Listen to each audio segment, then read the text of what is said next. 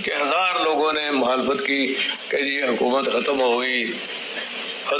मैं क्या सी खत्म होंदे होंदे थोड़ा काम कट जाएंगे, फिक्र ना करो।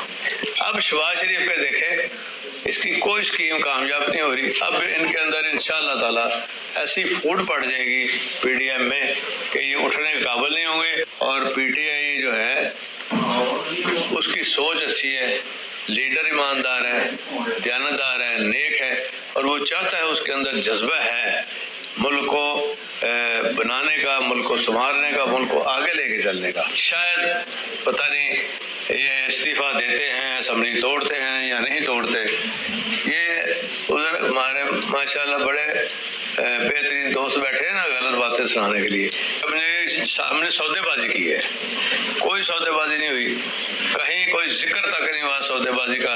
सिर्फ ये सोचा है कि ये शख्स ईमानदार है, लीड करने के अहल है, तो हम भी इसके साथ चल के, तो जैसे 4 महीने में हमने 4 साल जितना काम किया है, और अल्लाह का शुक्र है हमने अचानक वोट ऑफ कॉन्फिडेंस सरप्राइज दी है। तो हुण इंशाअल्लाह फिर भुगतणगे।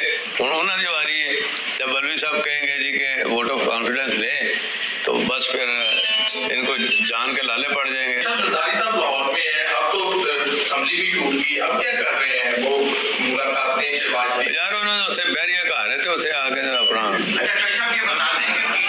रेस्ट हो नून लीग दा शुरू होना है जो पीपल्स पार्टी का है।